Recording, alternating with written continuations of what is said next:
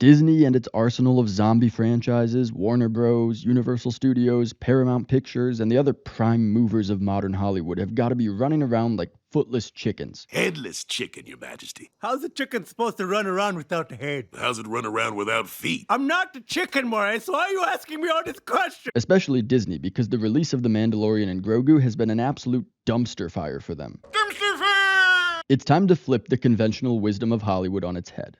Check out this graph. Look at this graph! The budget of Backrooms was under $10 million. The budget for Obsession, under $1 million, $750,000. And this is why I wanted to show this in a chart, so you could see just how much of a difference it is between those and the $165 million budget of The Mandalorian and Grogu. Look at that! Look at this! The budget for Mando and Grogu was 220 times the budget of Obsession.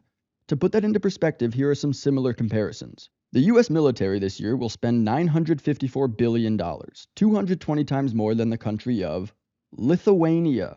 The YouTube channel, Pillar of Garbage, has 220 times more subscribers than this channel. I don't know who that is, but maybe you guys do. Apparently he does movies and entertainment too. Shout out ChatGPT for finding that channel for me. Corey Barry, the CEO of Best Buy, got a salary of $16 million last year, 220 times the rough average salary of a junior accountant in New York City. But this is my favorite comparison. If you had $300,000 in LA, you could buy this 400 square foot house in Compton. LA sucks. But if you could multiply your budget by 220 to $66 million, you would be able to afford this house. Okay, that might be a slight exaggeration of how bad California is these days. You could actually afford this 15,000 square foot mansion in Newport Beach and still have enough left over to get yourself a top hat and cane and a monocle if you want to go for the Mandela effect version. The reason I like that comparison is that this has been the attitude or expectation of Hollywood for a good while now. If we spend more making a movie, it'll end up more like that Newport Beach mansion, while low-budget movies will end up looking and being received like a crack house in Compton. But that's not what happened.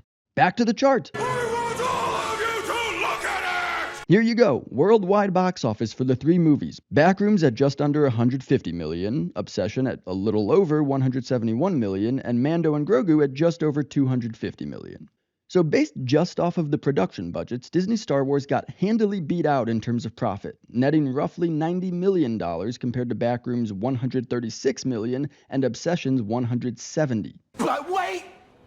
There's more! It gets so much worse when you factor in the marketing budgets for the movies. Both Obsession and Backrooms had marketing budgets of around $10 million.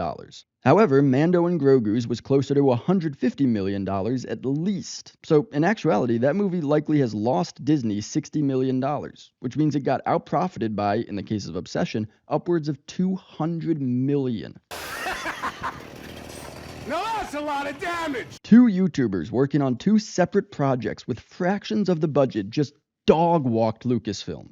The Jedi are taking over! So, here are the three lessons we can all hope Disney and the rest of Hollywood will learn from their hilarious tragedy. The first lesson is that higher budgets don't equal higher quality. Now, please don't misunderstand what I'm saying in this video. I'm not saying that Hollywood should stop making big-budget movies. Movies that bring together an all-star cast or blow you away with an out-of-this-world adventure are great. We love those movies. But it would seem very often that Hollywood assumes that they can elevate a project just by throwing more money at it.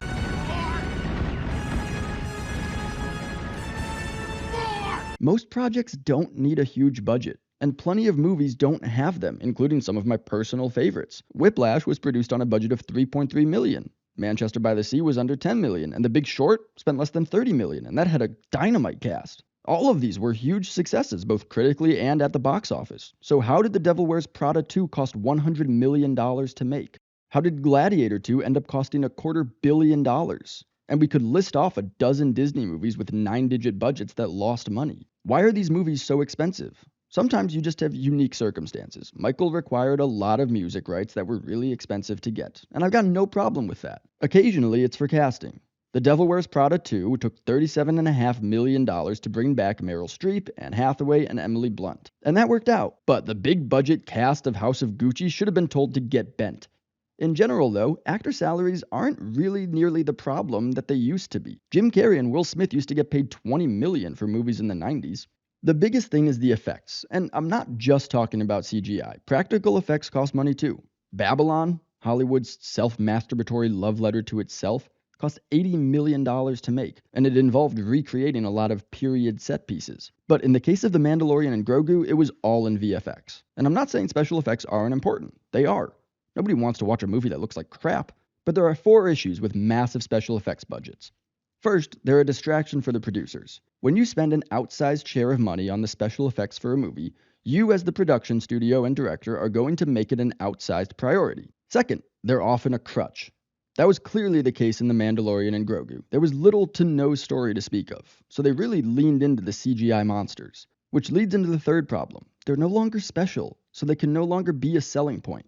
This isn't 2009 when James Cameron could tell a very basic story with not incredible acting and very little depth, but have revolutionary special effects that left audiences in awe and propelled it to the highest grossing movie of all time. We all assume movies will have good VFX. It's only ever noteworthy now when movies have bad CGI. And fourth and finally, I refuse to believe that good special effects actually cost as much as these studios spend on them. I've mentioned on this channel before my fondness for 2023's Godzilla Minus One. It was made on a budget of $15 million, and Godzilla looked good. And in fact, perhaps because they didn't have the money to include him in every scene, or her. Godzilla's a girl, right? I don't know. Because they couldn't afford to put Godzilla, he, she, whatever, in every scene, the writers were forced to craft an actual story to focus on for the majority of the film. Godzilla in that movie is almost an invisible boogeyman for most of the runtime.